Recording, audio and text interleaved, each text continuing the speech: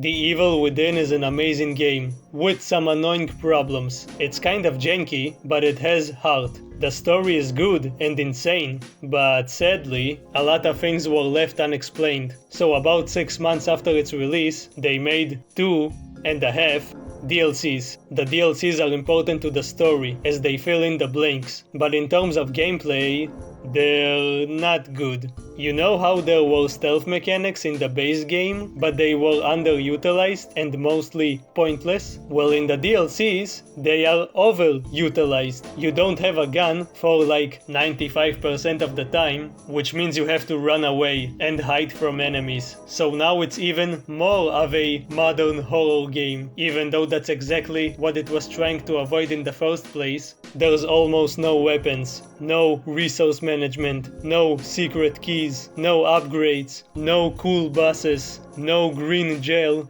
just shitty stealth. And don't get me wrong, I love stealth games. I will make a video about Thief. I just hate it when stealth is forced upon you, and when it's bad. Honestly, it would have been better if the DLCs were just a big bonus cutscene, but this is a game, so let's get into it.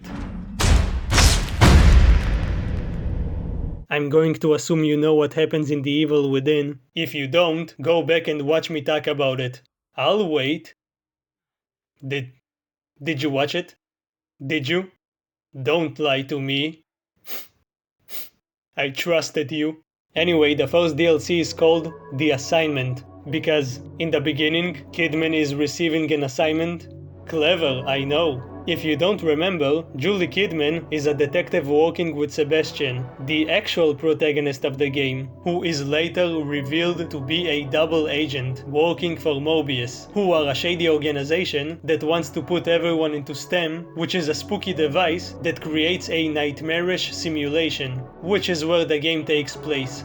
Basically, she's Ada Wong from RE4. That game has an expansion called Separate Ways, where you see the story from her perspective. This is basically the same thing. Sometimes you can catch glimpses of what the other characters were doing in the main story. Even though I don't like the DLCs, in terms of gameplay, we at least get to hear the wonderful Jennifer Carpenter and her potty mouth. She drops a lot of F-bombs. What the fuck?! The story begins with the crash from the original game, after the whole city collapsed. As she gets out of the car, she notices a mysterious figure watching her, like a creepy stalker in a women's bathroom. Sorry? It's a new creature that we haven't seen before. She is then attacked by an old creature. Sorry, detectives, gives it a cream song. It's Connolly, that police officer who turned into a zombie. Because she's a woman in a video game, she has to wear high heels, even though it's one of the most impractical and uncomfortable shoes for this situation. At least she can use it as a weapon? No, it's still useless. She falls down, which makes him give up and run away. I think he was just lazy to go after her. Gives it a cream song. So he walks away, only to then die to Sebastian. So sad. After that, she's physically teleported to a flashback of when she got her assignment. Leslie Withers. In case you forgot, Mobius wants to find Leslie, so they can use him as the core for STEM. He's easier to control than the current host. You know, the one killing anyone who enters. You know, Ruvik. You know, the serial killer anime villain. As a precaution, she gets injected with something that is basically like a vaccine against being mutated and corrupted, which explains why she didn't turn into a monster like the others. We also get an explanation as to how Sebastian and the others ended up in STEM. It was established that you physically need to be connected to these bathtubs, but apparently there's another way. Ruvik built a wireless version of STEM that can pull anyone through sound. Jimenez, that stupid doctor, activated it to prove to Mobius that he's a genius, so that they will promote him or something. Impossible. That's why they were pulled in. They just happened to be nearby. Basically, the whole game happened because this old guy wanted a bigger paycheck. And now we're introduced to the best part of the game, the cute pussycat. It will stare right into your soul. Anytime you save the game, this black cat will show up and jump on her lap. Hey there. Where did you come from? As you probably know, black cats are associated with bad luck, so the game is basically telling you that you're screwed no matter what you do. Thanks. But the game is wrong, because cats are great. Cats are the best. Ooh. Sometimes it eats blood instead of actual food. Cool. She wakes up in the same place where she got the vaccine, but now it's dark. She's all alone, and there's another spooky creature watching her. We'll get back to that. We're introduced to a new gameplay mechanic, the flashlight. If you've played Alan Wake, this will seem familiar. Obviously, it lights the area, but it can also illuminate hidden objects. Unfortunately, it's not utilized to its full potential. You can't use it to stun enemies or anything like that, or reveal something in the environment that can help you during combat, like ammo or a wall to hide behind. Outside of maybe one example, all you can do is reveal hidden doors and other stuff in the environment to solve really easy puzzles. It's still cool though. Oh, and it can reveal the invisible enemies. Speaking of hiding behind cover, we also get a new cover system. You could crouch behind objects as Sebastian, but Kidman firmly sticks her butt on the walls. The main reason to do it is to call out to enemies. You can do it to make them come to you while you're actually moving to a new location. So at least there's some strategy to the stealth, though it's funny that she can only do it while taking cover. I guess she's too shy to speak to them face to face and can only do it when she's hiding from them. Sounds like me in middle school. Hey! Come here. Come here. Hey! Over here. Over here. Come here! Occasionally, there are other ways to deal with them. You can use things like phones to distract them. What's up? You can lock them inside rooms. It's cool, but it's not really part of the core gameplay. It's just something you can do like once or twice. Let me in! Let me in! But sometimes you don't even need to bother with that, because the enemies are dumb. Dumb. They're dummies. They can lose sight of you even if they have you in their sight. Even if they do see you, they can be really bad at catching you. Look at this. I feel like I'm in Looney Tunes.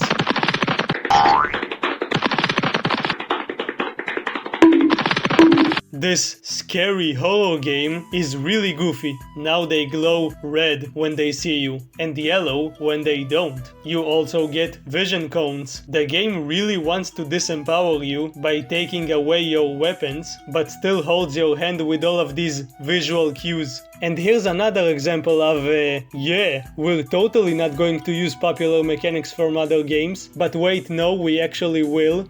Your health regenerates, so you don't even need to find medkits. Okay, so is there any way to kill the enemies? Sebastian can use a knife to take them down from behind. Well, Kidman doesn't have a knife. What? Is it because she's a woman? No, it's because she has an ex. Here's Johnny!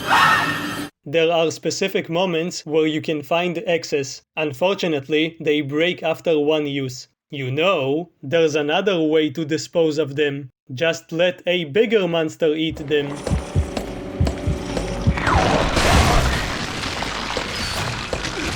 Thanks. Bye. This is Shade. Like Laura and most things from the base game, she will kill you in one hit if she touches you. She can use her flashlight to slow you down. She's kind of like a stalker enemy. She will appear from time to time and hunt you down.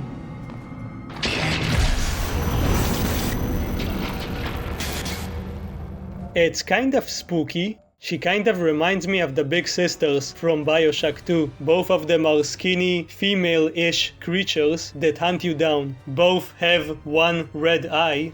Dealing with Shade during gameplay isn't that fun. Not having any weapons and dying in one hit just isn't my style. If you like dying in one hit, then good for you, but why do you like dying though? Is it fun? I never tried it. It's not fun dealing with her, but I do think she's one of the most interesting creatures in the game. And I do mean she. It's not explained what she is, but you can see her wearing white clothes, high heels, she uses a flashlight, and she always says, Leslie.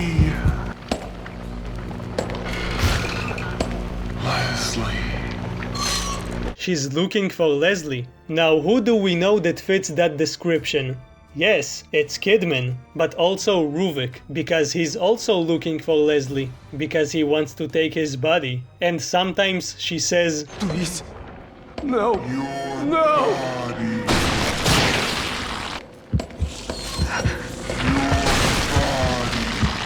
I think she was meant to be a manifestation of Ruvik's, but her appearance changed when Kidman showed up, due to their shared desire to find Leslie. Kidman is an anomaly for Ruvik. She's the only one who willingly went into STEM. Maybe her presence is affecting the simulation more than the others, as Shade appears as soon as she enters STEM. There's a lot of s in that sentence. Besides running away from zombies and sexy flashlights, you mostly need to deal with locked doors. You'll get to a door, a voice will say, "Authorization invalid."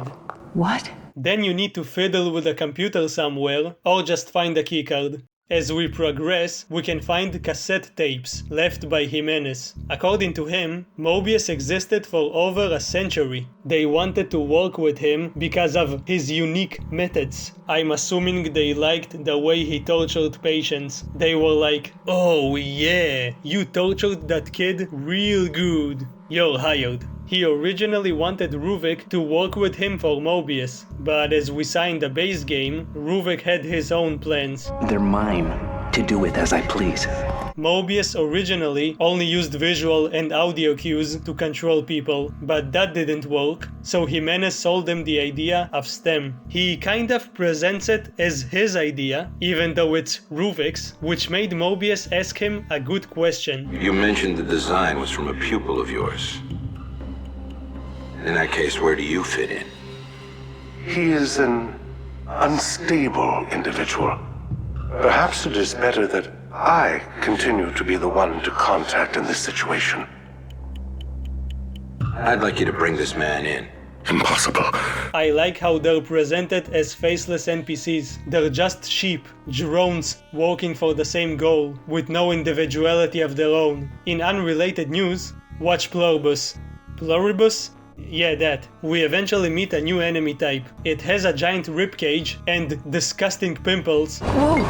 I know you want to touch them, but don't touch them. They will explode on you. Whoa! This enemy is interesting. It's essentially a kamikaze, but it can't see you, only hear you. It's basically a bomb that follows sound. They're either bald or they have white hair, which is also interesting, because who do we know with a bald head and white hair? Look at the top of his head! Maybe it's a manifestation of their desire to explode? I don't know. The symbolism is weird sometimes. They're called a cadaver. They were created from zombie corpses that were left on the ground for a long time. In other words, they're crimson heads with bombs. The game usually throws a bunch of them at you, which might seem dangerous, but like I said before, the enemies are dumb. You can easily make them blow themselves up, especially if you have a ladder. Just make some noise and climb up. Wait! We activate an elevator, but we have to wait in a server room until it comes down, while hiding from the scary tall woman. You know, this is just a typical day working in IT. Thank you for waiting. Kidman eventually reunites with her detective buddies. This was when they found her trapped in the water cage. Remember? Remember that part? Well, turns out, she wasn't actually in the cage. That was just what they saw. You can actually see the cage beforehand.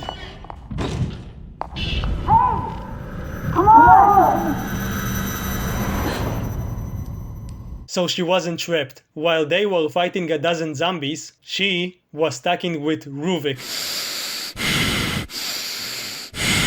Mobius. So they sent you to take the boy back. And you trust him. Don't kid yourself. You're just as expendable as your partners are. As I was. After all I did for them. We'll see how loyal you are when you know the truth. Wow, thanks man. It seems Ruvik either can't, or doesn't, really want to kill Kidman, at least for now. It's more like he's trying to show her that she's being used by her employers, just like everyone else. She isn't special. Throughout the whole DLC, you'll hear about how Sebastian and others are expendable, how anyone who doesn't show loyalty to Mobius will suffer the consequences. A representation of Mobius, called the Administrator, will occasionally show up to test her loyalty. We'll get back to that. We told you. You're weak, kid. You stop being pathetic.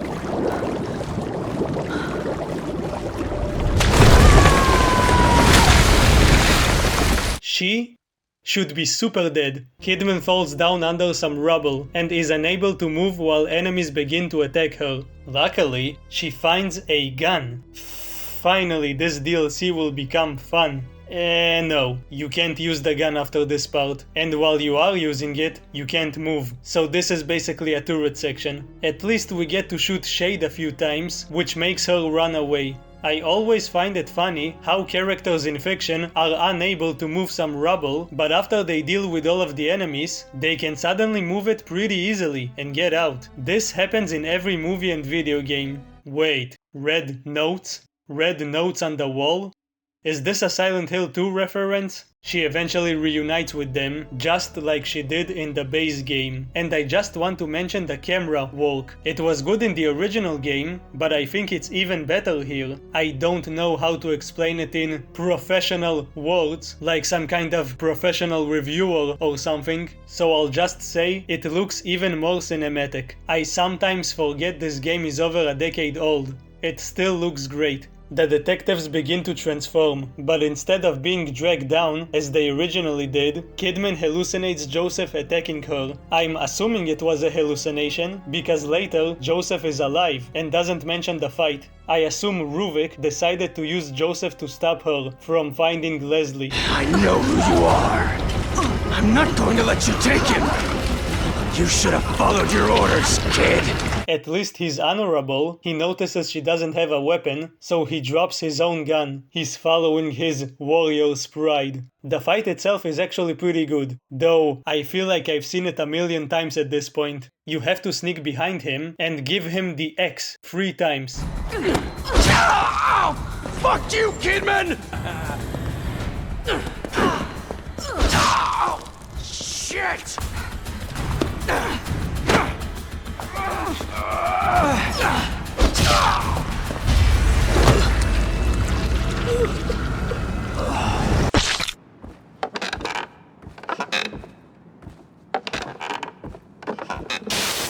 After the fight, she wakes up in this house. I'm assuming this is her childhood house. This house.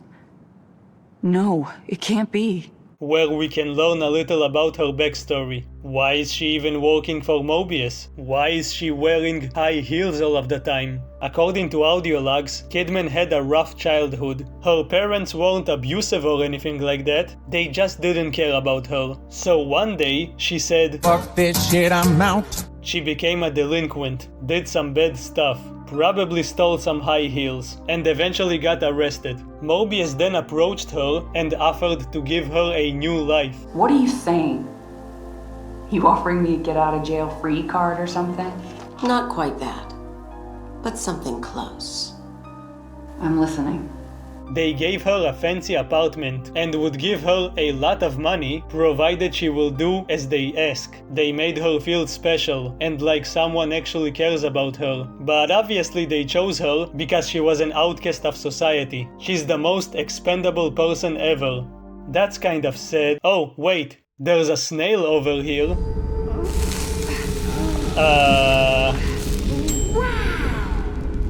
What? Oh. Okay, She eventually finds Leslie, running away from some zombies. In this specific part, you can actually use the flashlight to avoid most of the enemies and go through a secret path. Or you can just kick them out of the way and run past them. Idiots. She rings a bell to distract them and save Leslie. Who else did that, I wonder? Getting stronger. Can't get away! We'll be fine, Leslie. Ruvik is slowly taking control of Leslie. In the base game, we just knew that that was his objective, but here we actually see it gradually happening. Looks like fun. We need to progress in the area where Sebastian fought the Big Brothers. Those big, troll, goofy goobers. He already killed them, so we don't need to deal with...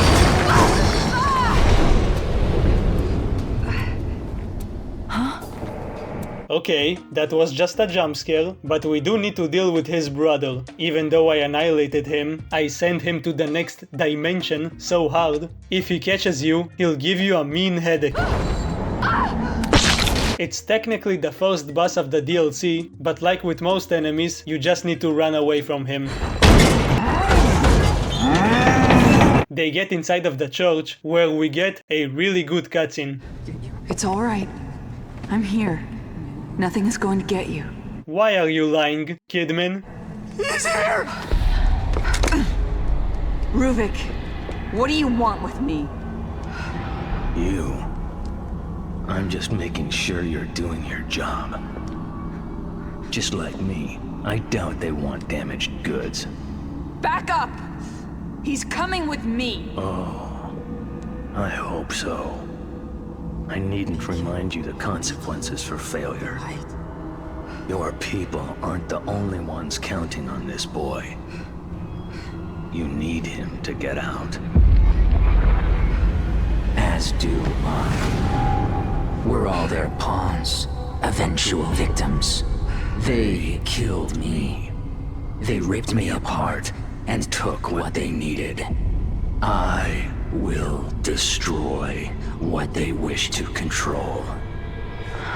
Look, he's never going to be in my top 10 villains of all time, but honestly, I kind of love when Ruvik is on screen, especially in the DLCs. I know I called him an anime edgelord like 50 times, which he is, but he kind of steals the show here. This is also where Kidman realized that, yeah, maybe she should just kill Leslie instead of getting him out of here. Killing innocent mental patients isn't the most ethical thing you can do, but she realizes how dangerous it could be if Ruvik took control of him and got out. However, that goes against her mission, and it won't look good on the annual report, so HR asked the middle manager to step in and give her some overtime. This is not acceptable behavior. You will bring us back that boy. This sort of behavior is not to be tolerated. You have to run away from him, and it's okay, I guess. You just kind of run away. The way the environment shifts is cool, but it's kind of silly if you think about it. Mobius is essentially punishing Kidman for not completing her objective. It's the equivalent of me not completing my tasks on time, and my boss coming over and wiggling his finger at me. Also, he is literally Slenderman. He's a tall creature with a black suit, and he has shadowy hand tentacles on his back. Kind of. She manages to run outside, where she sees the light from Beacon Hospital, and the DLC ends. Come back, King. You will bring us back that boy.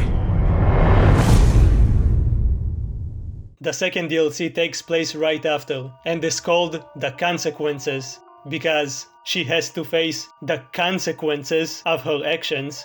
Clever, I know. She wakes up outside of STEM. She's back. She's finally out. She walks outside, and she's actually still inside. That shouldn't be surprising, especially when the chapter is called Illusions. But she's not just in any place, it's actually the save room. Even Tatiana is here.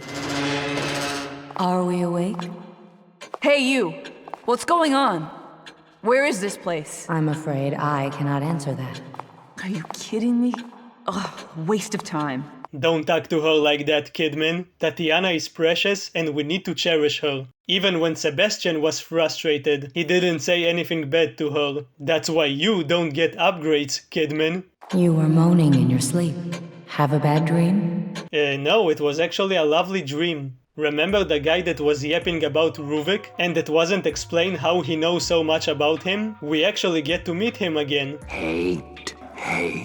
Ruvik's hate. A tape in his cell reveals that he was a reporter. Like Sebastian and his wife, he was investigating all of the missing person cases. Jimenez wanted to get rid of him, so he offered him an exclusive interview with Ruvik. Perhaps I can interest this reporter in an exclusive interview.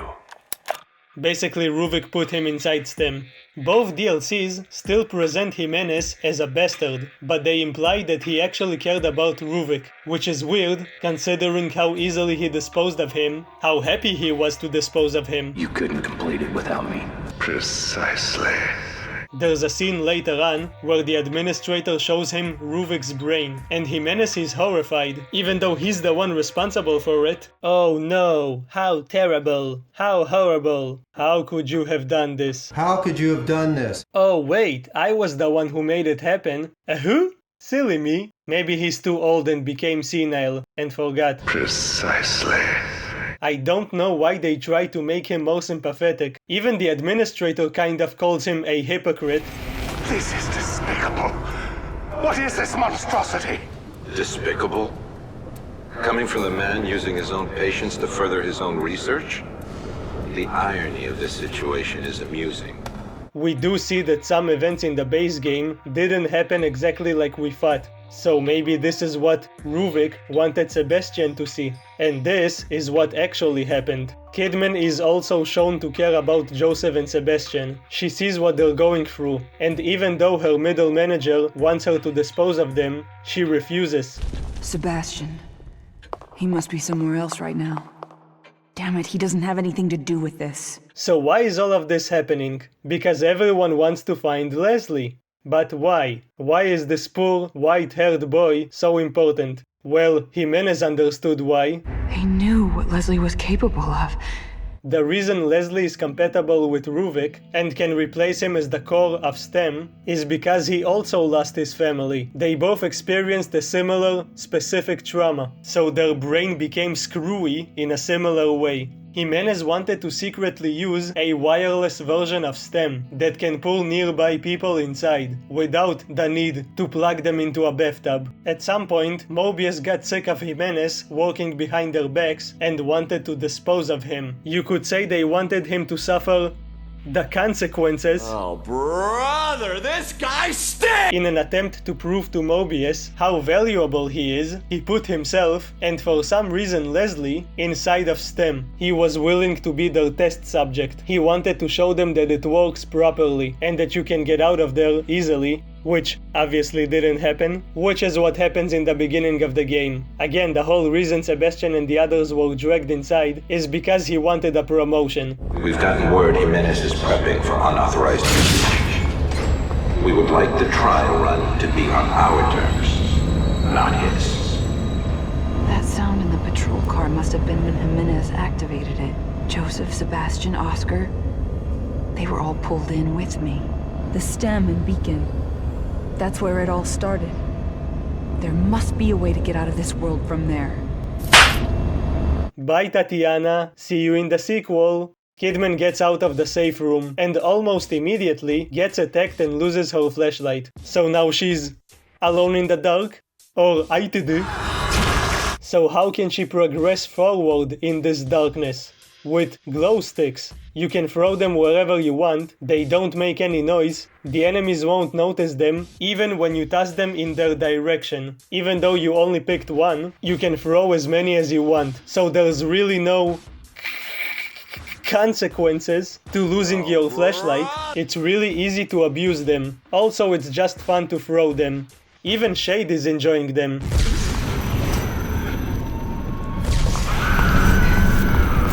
Okay, I guess she doesn't like it. Leave me alone, woman!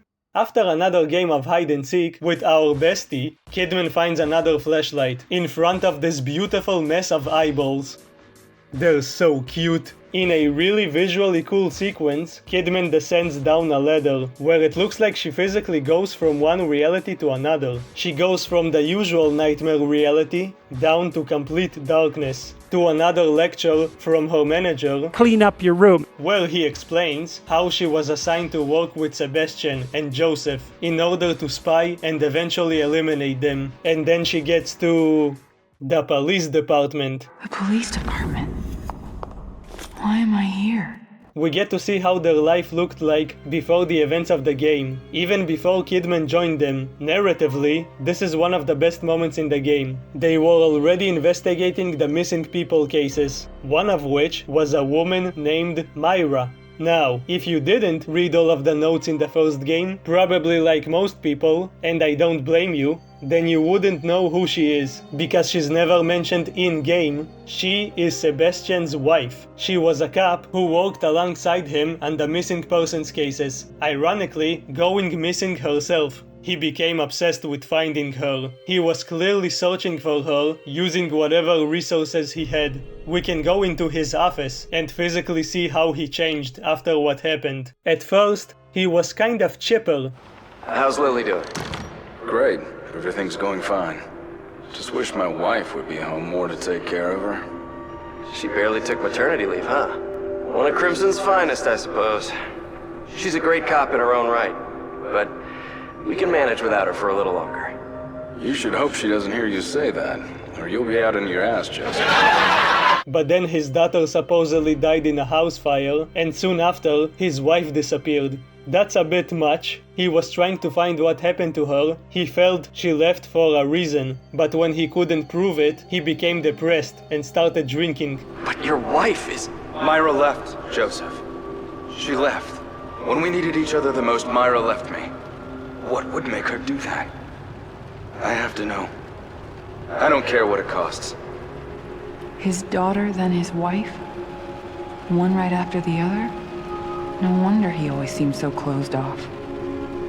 All of that, retroactively, explains why he was always serious and grumpy during the game. You know, besides the fact he was stuck in hell, but he's still a boring character. We also see that Sebastian cared for Kidman. Instead of treating her like a useless newbie, he took her under his chicken wing. I'm going to train her. She's my responsibility. Look, I know you say it's personal, and I don't like to talk about it, but we can't have your misplaced guilt leading to rookies slowing us down. Sebastian. He and Joseph weren't supposed to be involved. It shouldn't have happened like this. She eventually gets outside and, yep, this simulated city is still destroyed. At least the sub poster is still here. Because we're so high up, we get a unique stealth execution. Instead of dealing with the enemies, Kidman can just push them. Well, he's not coming back.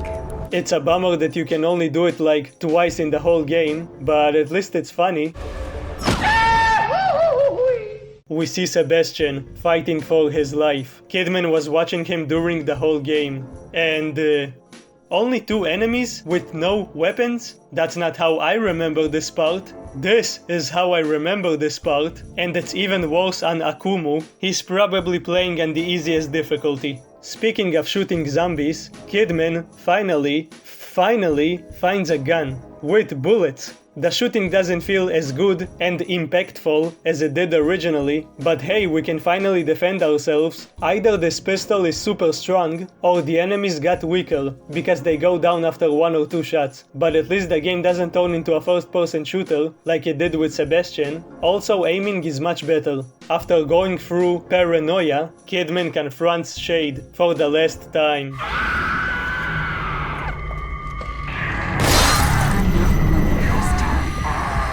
Wow, who knew that having a weapon could make such a big difference? Which is why most modern horror games don't give you weapons. Games can be scary even if you do have guns. There's a lot of good examples of that. It's just that most of them don't know how to do it. So they go for the cheap and lazy option of just not giving you weapons.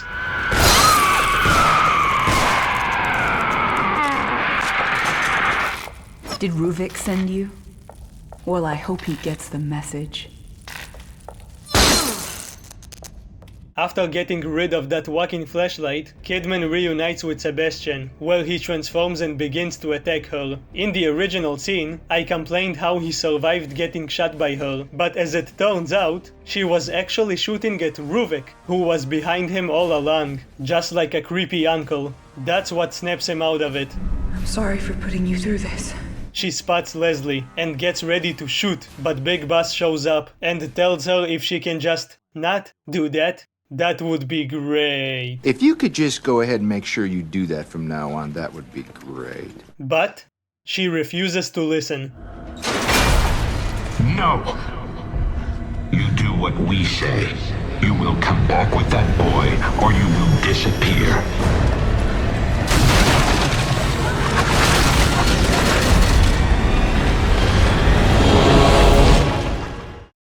Gameplay-wise, these jogging exercises are not terribly exciting. I wouldn't call this fun, but the visuals and the way the environment shifts around, that's cool. Good job. This is how I feel when I run away from my sleep paralysis demon, until I turn around and kick his ass. She then reunites with the boys for that spider boss fight. Remember that? Remember the spider?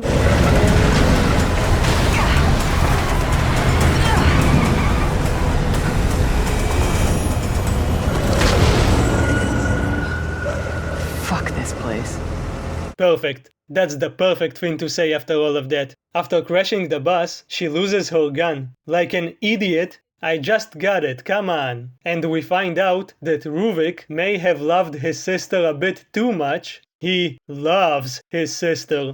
His love for her borders almost on an incestuous level. Sexual! Speaking of him, he attempts to control Leslie again, so we need to burn these paintings in order to stop him. Don't ask me how that works. Thank God there's conveniently placed burning wood here. Also, speaking of Ruvik's sister, we get a really nice moment where Kidman is grabbed by Laura. I don't know if it's nice, but it's cool. Which implies she never died during the events of the base game, or that she will keep coming back as long as Ruvik is alive. Leslie then manages to snap out of Ruvik's control and shoots his painting, which forces Lara to release Kidman. I don't know why, and I don't know where he got this gun, but good job. We then get the scene, that scene, where Sebastian finally figured out she was a traitor. Only now, we see it from her perspective. It turns out, she was actually talking with the administrator. She never even noticed Sebastian was there, but Sebastian was speaking to her, which means she coincidentally said words that also responded to what Sebastian was saying. What? How? It's so weird. Stop! You're making a terrible mistake. You don't understand. You don't know what he'll become. We know exactly what he'll become. That's why we need him. I do. I've seen it. You don't understand what Ruvik is after. Ruvik is a corpse. So tell me, what is he after? He's after Leslie. And so are we. And you're more afraid of him than us? What, he needs to finish his science project? Don't patronize me. I have orders. But I can't let him have this boy. Leslie is the only one who can... She then accidentally shoots Joseph. Leslie runs away. They end up in Bacon Hospital. And Leslie is a badass now.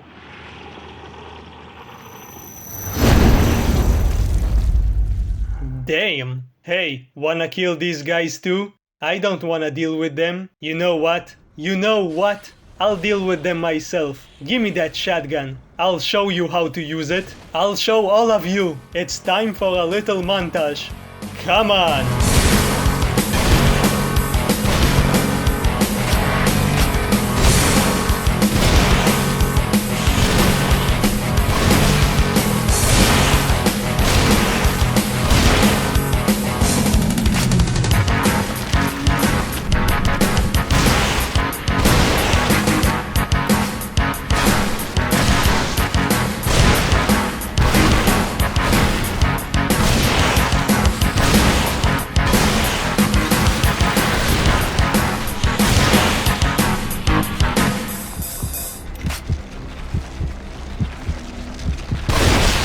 Before the final fight, we get to explore the whole starting area from the base game. Including the butcher shop, we can see where Sebastian was hanging, how he opened the door, how he ran away. Why are you running? The game tries to scare you by activating the traps, but they stop moving after 2 seconds. Nice prank. Kidman also learns that she is in fact expendable. Yeah, no shit. Expendable. So that's how you see me. The actual reason Mobius sent her inside wasn't just to find Leslie. After Ruvik started killing everyone, they wanted to send someone to take care of him. Jimenez volunteered, but they didn't want to send him or anyone of their own because they're too valuable. Absolutely not. So they decided to send disposable people in the hopes they will manage to delete Ruvik from the system. If that wasn't enough, they also used Kidman to see how safe it is to just exist here. Remember that shot she got in the beginning? He was always inside of her. But it might just be a hallucination made by Ruvik. The game doesn't really make it clear. You were sent to carry us in with you. So here I am. No. It's Ruvik. He's making all of this. After killing some zombie patients, Kidman finds herself in the bathtub area and sees herself and everyone else. Being in this place is always a highlight for me whenever I replay this game. A nice detail here is if you look at Jimenez, you'll see he's already dead. Impossible. Also, here's Leslie. Why can't she just shoot him now? Shouldn't it kill him? Why keep chasing after him? Inconsistent logic. Bad game. You can also see... Wait, that's Ruvik's brain. What if I just shoot it now? I think the game will be over.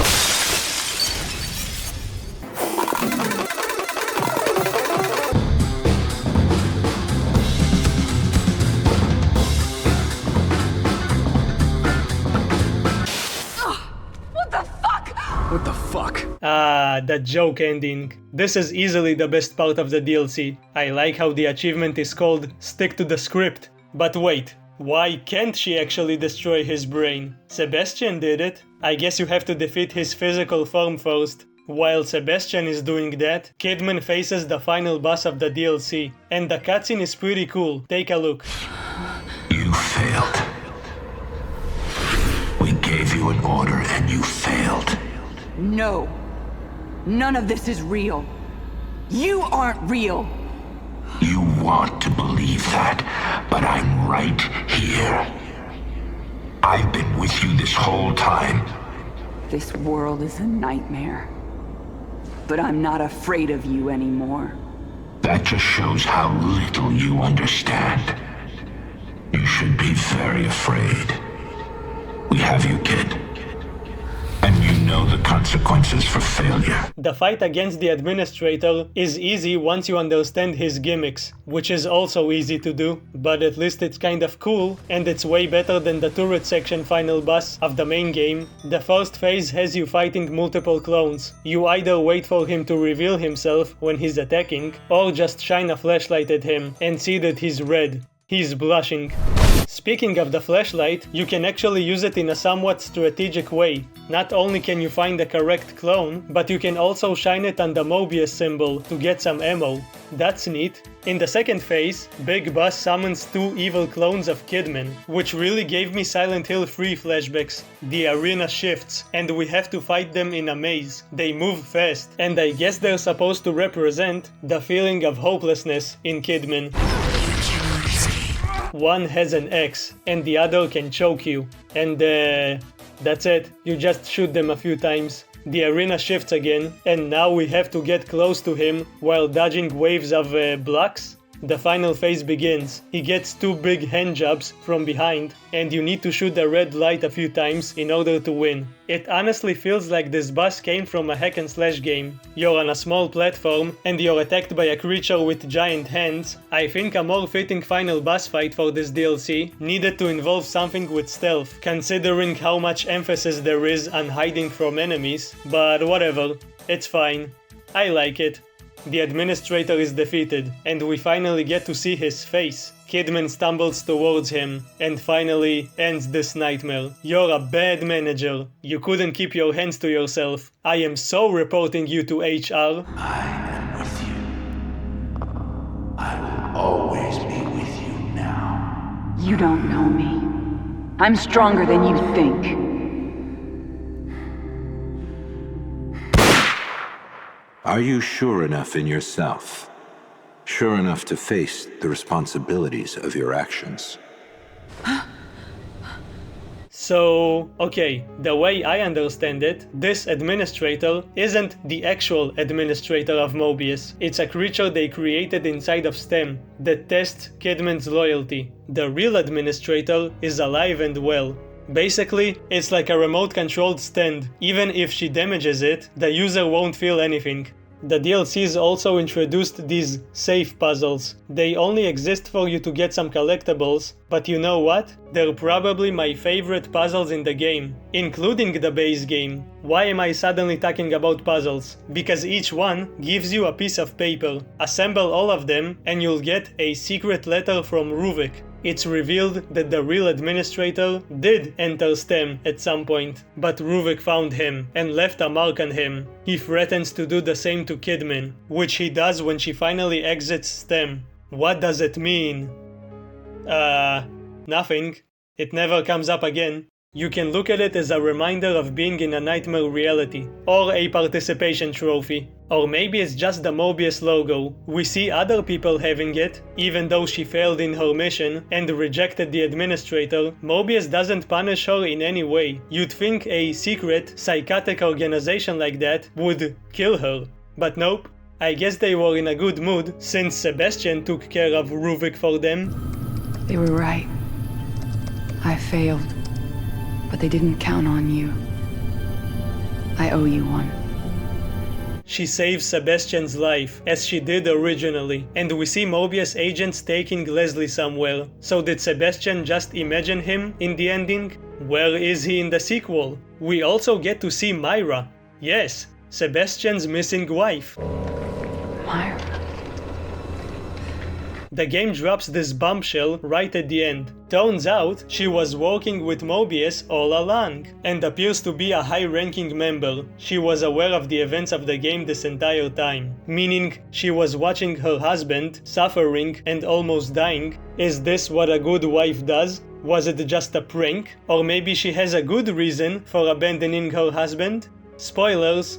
Yes, there's a reason, but it's only revealed in the sequel. Also, the whole game took place in 37 minutes? The DLCs weren't as bad as I remembered, but I can't say it was fun. The best thing I can say about it is that it clarifies some plot details and sets up the events of the sequel. And it has a cute cat. I only have one question. If Sebastian and the others were pulled in wirelessly, how come they're physically connected to the machine? I assume they passed out after hearing the signal, so did Mobius agents find their bodies and drag them into the bathtubs? Why does it have to be bathtubs anyway?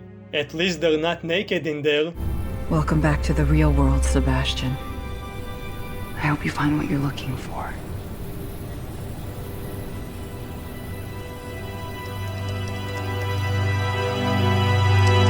Leave that one. And those two. They're not going anywhere. No one is. Not advisable. Not much more to say about it, so now it's time to talk about the final DLC. Now this, it's a little bit different than anything we talked about until now. A little bit. Just a little bit. Stop it! Don't open that door!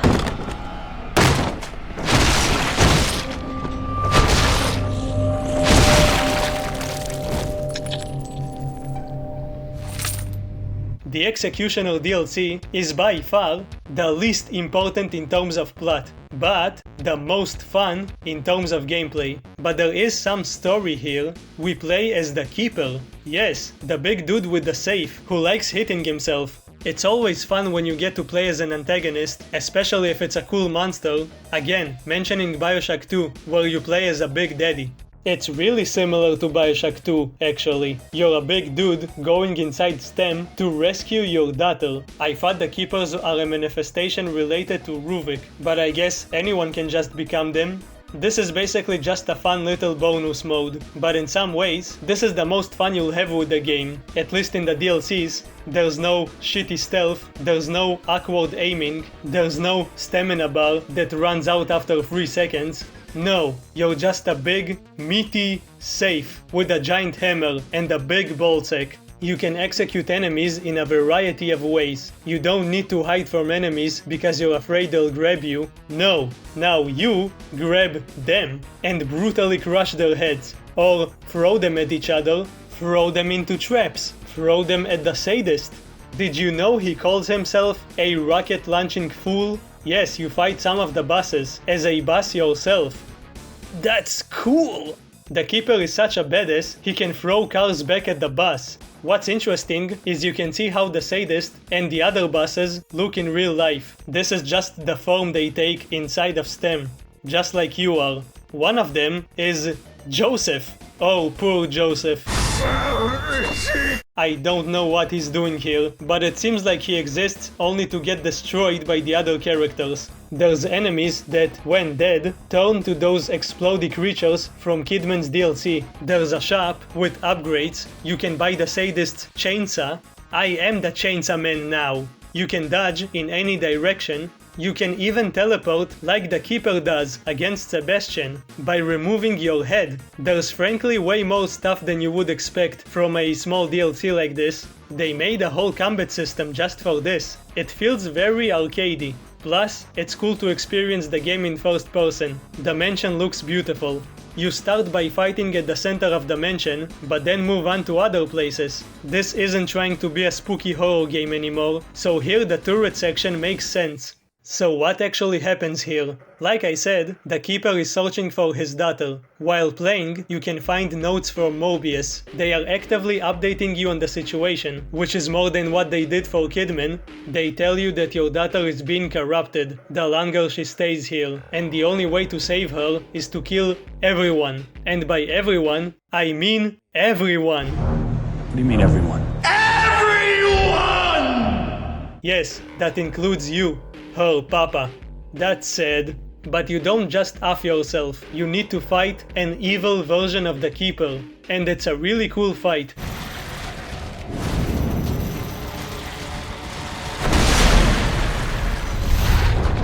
You need to crush his head with these conveniently placed spikes. But each time you do it, your head also gets crushed. After a few times, your head gets crushed completely. You aren't safe anymore. Get it? Because his head is literally a safe. Get it? Don't look at me like that. The game ends with his daughter standing over his body. He died, but at least she's okay.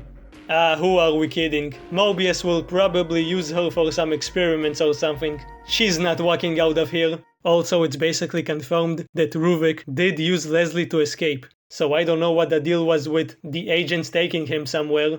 Who cares at this point? Impossible. What the fuck? So those were the weird DLCs for The Evil Within. The DLCs are very experimental, for better and for worse. Neither of them gives you the actual Evil Within experience, because they're so different from the base game, but they are an okay bonus. The sequel takes elements from all of the DLCs, and massively expands upon them. Finally, we'll get into the really juicy stuff. Next time! If you enjoyed the video, consider watching my other videos. I mostly talk about old, weird horror games, so check them out if you like those kinds of stuff, you weirdo. Thanks for watching.